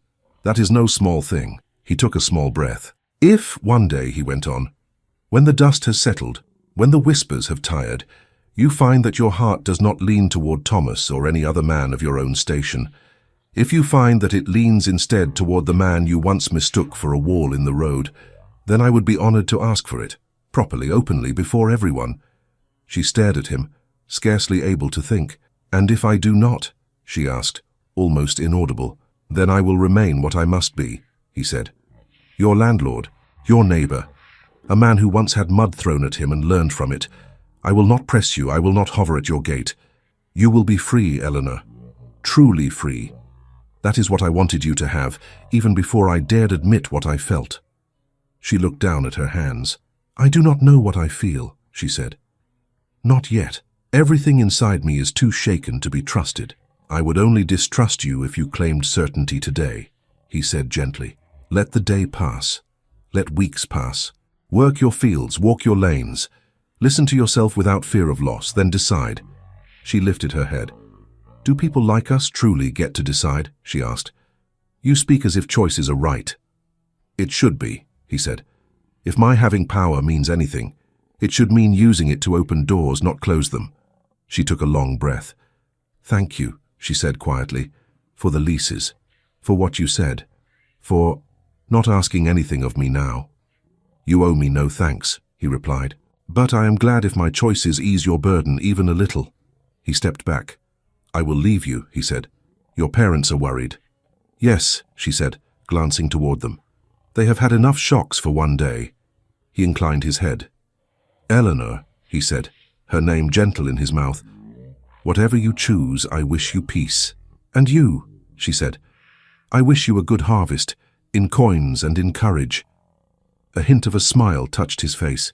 That is the first time anyone has wished me courage, he said. I will try to deserve it. He turned and walked away across the churchyard, every line of him composed. She watched him go. When he vanished through the gate, she sank onto the low wall, hands folded in her lap, the cold stone pressing through her thin gown. Behind her, the church door creaked. Voices murmured. The village would talk for weeks, perhaps months. Mrs. Green would feast on it. Thomas would have to hold his head high under questions. Yet beneath the churning shame and confusion, something else stirred. Her family would not be cast out. Their land was safe. Her future was no longer tied to a promise she had feared to keep. And somewhere on the hill above, a duke had spoken to her not as a creature beneath him, but as someone whose choice mattered. For the first time in her life, Eleanor felt the strange, frightening weight of a life that was truly hers to shape. Autumn settled over Rosebery in gentle turns. Days shortened. The fields, once busy and loud with harvest, quieted. Smoke rose from more chimneys. People turned their hands from scythes to mending tools, from taking in grain to counting what they had stored. Gossip lingered longer than the last sheaf. Some still talked about the broken wedding. Poor Thomas, they said, left at the altar. Poor Eleanor, others whispered, to walk away in front of everyone. A strange girl, someone would add. Too much mind of her own, too much heart, another would answer. Eleanor heard enough to know, but not enough to drown her. In the weeks after Michaelmas, she went back to work. She rose early, tended the garden, helped her father repair fences, sat with her mother by the fire as they mended clothes. Her hands were busy, and little by little, her thoughts began to sort themselves. The hurt in her chest did not vanish, but it changed. The sharp shame dulled. The fear loosened its grip. Her parents watched her closely. Do not let your mind fall into holes, her mother would say when she caught Eleanor staring at nothing. Think of what is before you, not what has gone. What is before me? Eleanor would answer quietly. That is the question. Her father said less, but he worked with new steadiness. He no longer flinched when post arrived from the manor. The knowledge that the lease trap was gone seemed to straighten his back more than any tonic. One afternoon, when the light was already slanting and the air held a bite, Thomas came to the gate. Eleanor saw him from the window and stepped outside before her mother could. He stood there with his cap in his hands, boots dusty, face a little older than it had been a month before. May I come in? He asked. Yes, she said, if you are certain you want to. I'm not certain of anything lately, he said, except that I cannot avoid you forever. We live in the same village, there are only so many lanes. She almost smiled. Then come, she said. They walked a little way down the path behind the cottage, where the hedge sheltered them from the road but still left the sky open. For a while they said nothing. At last, Thomas cleared his throat. My mother is beginning to speak to me again, he said. That is something. Has she forgiven me? Eleanor asked. No, he said honestly. Not yet. She may never. But she will speak of chickens in your hearing. That is her first stage of forgiveness. A huff of laughter escaped her. And you, she asked. Have you forgiven me? He looked at her for a long moment. I do not know if forgive is the right word, he said slowly. You did not betray me. You told me a hard truth. I do not like the truth, but I like lies less. She nodded. I never wished to hurt you, she said. You have been good to me. I was good to myself as well, he replied. A man ought to choose a wife who can look at him and say yes without swallowing her own heart. She swallowed anyway. Have people been very unkind? She asked. To you, I mean. Some, he said. There were jokes at first. Then they grew bored. Now they talk about the Duke again, about rents and repairs. Their lives are too full to keep my broken pride alive. I am sorry, she said softly. I am sorry too, he answered. Not that it ended, but that we did not know ourselves better before we stood there. She shifted her weight. Will you be able to marry someone else? She asked. One day. He gave a small, wry smile. I do not know, he said. Perhaps. There is a girl in the next village who bakes bread so well, I thought of proposing after the first loaf. My mother has already begun to plan it in her mind. Eleanor blinked. Truly. She is very fond of the girl's crust, he said. As for me, I will take my time. I have learned not to rush into churches. She let out a breath she had not realized she was holding. I want you to be happy, she said. And I want you to stop apologizing, he replied gently. You chose honesty, it hurt, but it was right. He hesitated, then went on. There are other things people say, you know, he said. About you, about the Duke. They think I do not hear, but I do. Her heart jerked. They are wrong, she said quickly. Nothing has happened. I believe you, he said. What I do not know is what may happen, so I will say this. Do not let pride keep you from something that might be good, simply because the village will talk. They will talk no matter what you do, let them. Marry a farmer or a duke or no one at all, but do it because it is what you truly want, not because it is the thing that makes the least noise. She stared at him. You give strange advice for a man I left at the altar, she said. I had time to think while my mother threw her apron over the kitchen chair, he said. I am stubborn, Eleanor, but I am not cruel. I do not want you to spend your life paying for one broken day. Her eyes stung. Thank you, she whispered. He shrugged, uncomfortable. If you end up a duchess, he added, do not forget who once pulled you out of a ditch when your boot got stuck. I will send you a pair of boots with gold laces, she said. Do not, he replied. They would only show the mud more. They both smiled then. The ache between them did not vanish, but it shifted into something gentler. When he left, she watched him go with a feeling she had not expected. Not guilt, not relief, gratitude. Weeks passed. True to his word, Henry did not hover. Eleanor saw him only at a distance, riding along the far hedge, speaking with a group of men near the mill, walking with Harrow toward a boundary marker.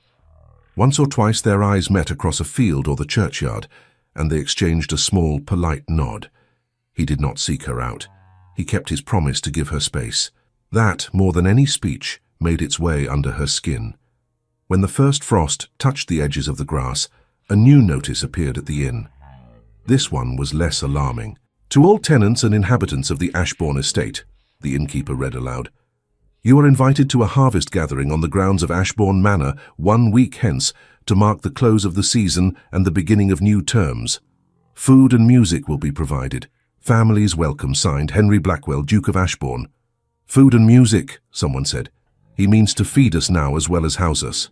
Better than taxing us at the gate, another replied. I will go. I want to see the inside of that place before I die. Eleanor felt her stomach twist. At supper, her father laid the notice on the table. What do you think? He asked. Shall we go? Her mother pursed her lips. I have never felt easy under that roof, she said. It belonged to men who could turn us out with a flick of a pen. It belongs now to a man who tore up that pen, her father said, at least in part. He looked at Eleanor. What do you say, girl? He asked. Do you wish to go? She hesitated. If we do not, she said slowly, people will think we are sulking, or hiding, or ashamed. We are not ashamed, her mother said quickly. Of you, of what happened. Not anymore. No, her father agreed. We have food on the table and a roof that will not leak this winter. That is more than many. We will not creep around like ghosts. Then we should go, Eleanor said. if only to prove to ourselves that we can." Her mother sighed. "Very well," she said. "I will iron my best dress, and pray I do not spill anything on the Duke's grass." The day of the harvest gathering was crisp and bright. Carts and people wound their way up the long drive to the manor, more than had ever done so at once. Children gaped at the size of the house. Men straightened their coats. Women smoothed their skirts and whispered to one another. Long tables had been set up on the lawn, covered with simple dishes: bread, cheese, roasted meats, apples piled high. A fiddler and a flautist stood ready near a corner of the yard. Eleanor walked between her parents, trying not to stare.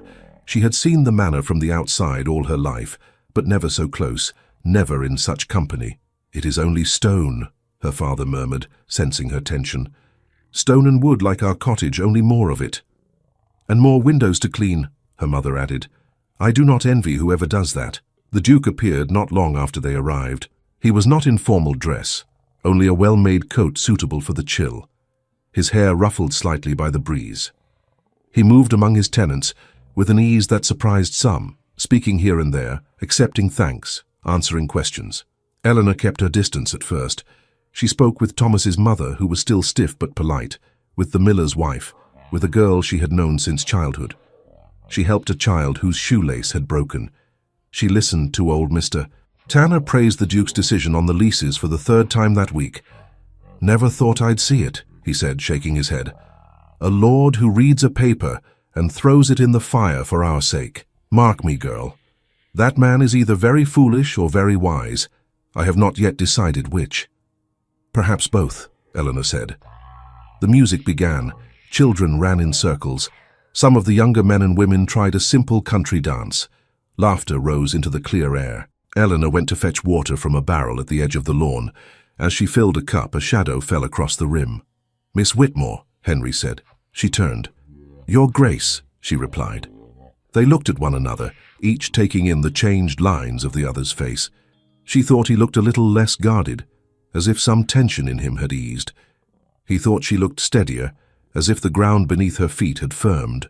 "I'm glad you came," he said. "I almost did not," she admitted. "Why not?" he asked. She glanced around. "Too many eyes," she said. "Too many tongues." "Ah," he said. "Our old friends." She let out a small breath. "I did not want to give them more to speak of," she said. "I have provided them with stories enough." He studied her. "And yet you came," he said. "Yes," she answered. "Because I am tired of living by their stories." A slow warmth moved through his chest. "May we speak over there?" he asked, nodding toward a quieter corner of the grounds near a row of old yews. "You will still be in sight. I will not give Mrs. Green the pleasure of fainting." "She would not faint," Eleanor said. "She would enjoy it too much." "True," he said. They walked together toward the yews. People noticed. Heads turned. Murmurs started, but no one followed. They stopped in the shade of the trees. The noise of the gathering softened there like waves heard from a distance. "Have these weeks been kinder to you?" he asked. "Kinder than the day at the church," she said. "That is not a high bar, but yes." "And your family?" he asked. "Relieved," she said. "My father sleeps better, knowing the lease will not swallow us whole. My mother scolds less. That is how we measure joy in our house." He smiled. "And you?" he asked. "Do you sleep?" "Sometimes," she said. "Sometimes my thoughts keep walking long after I lie down." "Where do they walk?" he asked gently. She met his gaze. "Too often," she said. "They walk up this hill." Silence settled between them again. Not empty, but full. "At the church," she said quietly. "You told me you would not ask for anything, that you would wait if you must for me to know my own mind." "I remember," he replied. "I have tried," she went on, "to imagine many futures. One where I marry another farmer. One where I never marry and live with my parents until their days are done. One where I leave this village altogether. In each of them, I tried to set you aside." "And?" he asked, his voice very soft. "And I could not," she said simply. "You appeared anyway. On the lane, in the fields, on the green. In my mind, you kept being there, whether I wished it or not." His breath caught. "I told myself it was foolishness," she said. "Curiosity. The thrill of something that could never be. Then I watched you change the leases. I saw you speak to men who had always been afraid and treat them as if they mattered.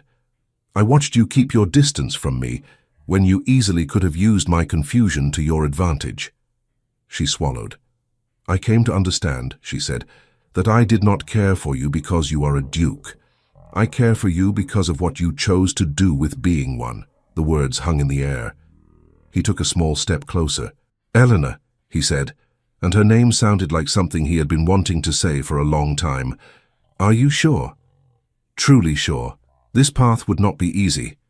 The world will not forget the distance between us.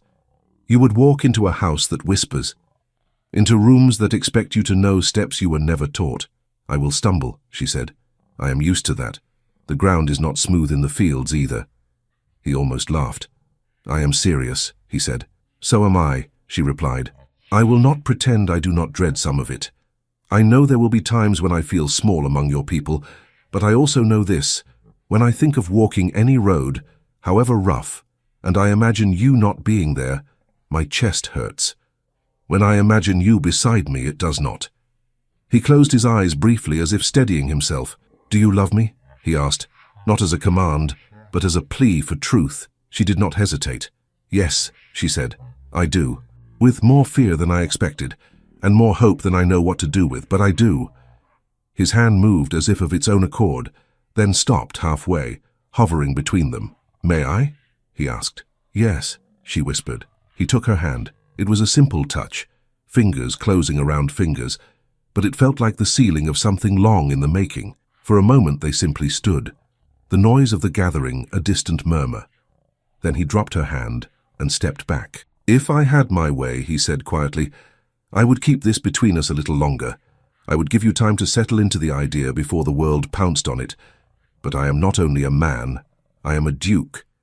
If I mean to ask you to share my life, I must do it openly, or not at all." Understanding flashed through her. "You mean now?" she asked, pulse racing. "Yes," he said, "if you will let me." She glanced toward the lawn. "Before everyone?" she asked. "Yes," he said, "so that no one can call you a secret or a whim or a mistake, so that they will know from the beginning that this is a choice I make with pride." Her heart pounded against her ribs. "That will give them more to talk about than anything I have ever done," she said. "It will," he agreed. "Can you bear it?" She thought of lanes and mud and whispers, of the church and the green, of her father's tired shoulders, now straightening, of Thomas's words, "Do it because it is what you truly want, not because it is the thing that makes the least noise." "Yes," she said. "If you can bear it, I can." He nodded once, as if sealing a vow with himself. "Then come," he said. "Stand with me." They walked back toward the center of the lawn together. Conversations faltered. Music wobbled to a stop. People turned, eyes widening. Eleanor felt every gaze like a touch, but she kept her head high. Henry climbed onto the small wooden platform that had been used earlier for speeches about harvest yields and repairs. He turned and held out a hand to her. She placed her hand in his and stepped up beside him. A rustle went through the crowd. Mrs. Green's mouth dropped open. The vicar's eyes grew very round. Thomas, standing near his family, went very still. Henry let the silence gather. Then he spoke. "Friends," he said, the single word carrying more warmth than titles ever could. "You have been patient with my speeches today. I ask for your attention once more." A few nervous chuckles sounded. Most people simply stared. "When I came here months ago," he continued, "I knew little of this place beyond what was written in ledgers. Since then, I have walked your fields, visited your cottages, and listened to your worries. I have tried in my imperfect way to be a better landlord than you had reason to expect." Murmurs of agreement answered him. Someone near the front called, "You have, Your Grace." He shook his head slightly. "Still," he said, "the greatest change in me did not come from papers or maps.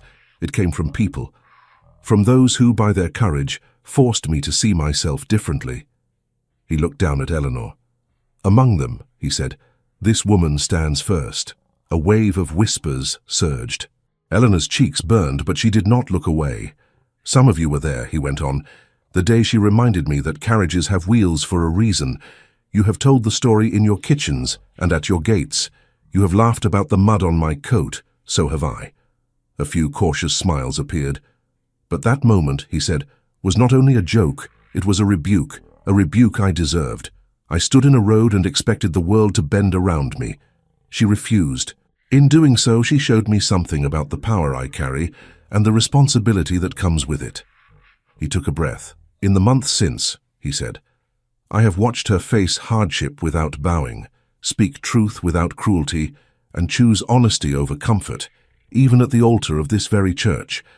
I have seen her work the land with hands as steady as any man's, and I have seen her care for her parents with a heart as strong as it is tender. He turned to her fully now. Eleanor Whitmore, he said, his voice quieter but so focused that every ear strained to hear, you once threw mud at me because you believed I was nothing more than a wall in your way.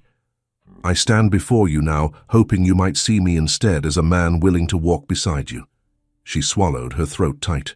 In front of those whose opinion matters most to me in this place, he went on, I ask you, would you do me the honor of becoming my wife? Not as a tenant's daughter rescued by a duke, but as a woman whose courage and conscience I trust more than my own. For a heartbeat there was no sound at all. The world seemed to narrow to his face, his eyes, his outstretched hand. She could feel her parents' breath catch somewhere in the crowd. She could feel Thomas watching. She could feel the entire village leaning forward as one. She stepped closer. You speak as if I would be doing you a great favor, she said, the faintest tremor in her voice. He started to reply, but she cut him off gently. The truth is, she said, you have already changed my life. Not with your title, with your choices. You tore up a clause that could have ruined us. You refused to use my mistake as a weapon. You listened, even when it would have been easier to command. For all that, I am already in your debt. A murmur ran through the listeners, softer this time. She lifted her chin. But I will not marry you out of gratitude, she said. I will not marry you because you are a duke. I will marry you because, when I imagine any future worth having, you are in it. A breath seemed to pass through the crowd. Yes, she said clearly. I will be your wife. If you can bear a duchess who once decorated your coat with mud and may on occasion speak her mind when you least expect it. Laughter broke out, startled and relieved. Henry's face, for a moment, held such open joy that it robbed him of his usual composure. I can bear it, he said, gladly. He took her hand in both of his. He did not kiss her there in front of everyone. Even bold hearts knew their limits. But the way he held her fingers, the way he looked at her, said more than any embrace could have. Around them, people reacted according to their natures. Some gasped, some smiled, some frowned. Mrs. Green looked as if she might either faint or explode. The vicar's wife clutched her husband's sleeve and whispered urgently in his ear. Eleanor's father pressed a shaking hand to his mouth, then lowered it and straightened his shoulders. Her mother wept openly, then laughed through her tears. Thomas stood very still, watching. After a moment he nodded once, almost to himself. Then, when Eleanor's eyes found his, he gave her a small, steady smile. Later, as the fiddler struck up a tune again, and people began to move and talk more freely, Henry drew Eleanor a little aside to where her parents stood. Mr. Whitmore, he said, Mrs. Whitmore, I have asked your daughter to be my wife. I should like your blessing if you can give it. Her father looked him straight in the eye. You hold our land, he said. You own our roof. Now you ask for our girl. You have already done much I did not expect any man in your position to do. I can either fear you all my life, or I can trust that same man with something more precious than fields. He looked at Eleanor, then back at Henry. I will choose trust, he said hoarsely. You have my blessing. Take care of her, your grace. She is more stubborn than the soil, and twice as likely to argue with the plough. I know, Henry said, smiling. Her mother dabbed her eyes with her sleeve. I wanted her to marry safely, she said, to have enough to eat, and a husband who did not raise his hand to her. I did not dare ask for more. If she can have safety and love, and a bit of comfort besides, who am I to stand in the way? She looked at Eleanor. Be true, girl, she said. To him, but most of all to yourself. I will try, Eleanor said. She reached for her mother's hand. They squeezed each other hard. The wedding that followed some months later was not grand by London standards, but to Rosebery it might as well have been a coronation. The church was filled again, this time with flowers in winter colours and people who had had time to grow used to the idea. Some still muttered, but most were curious, some even excited.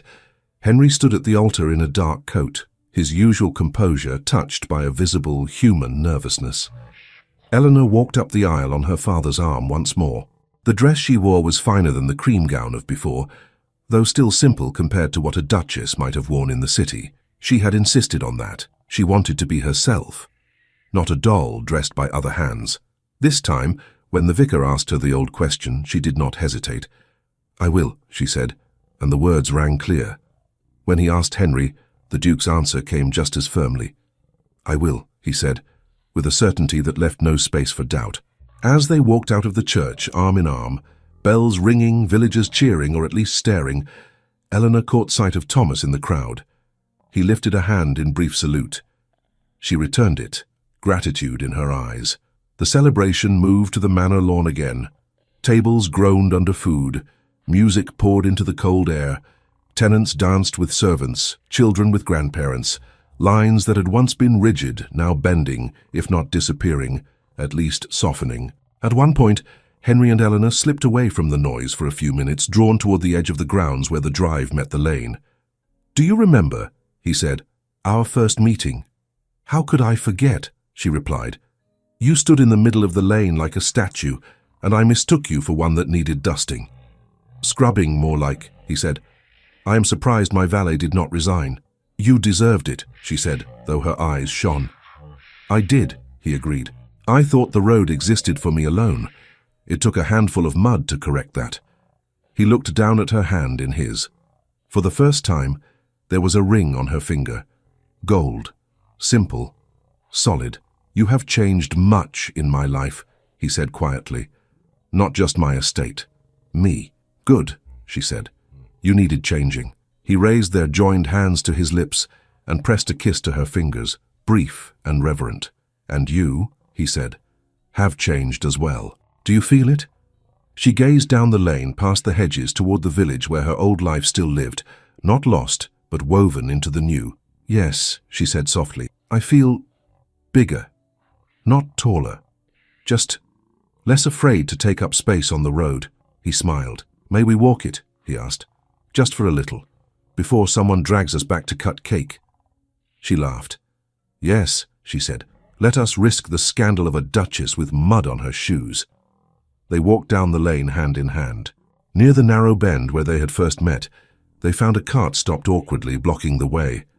A young laborer fussed with a wheel stuck in a rut, face flushed with frustration.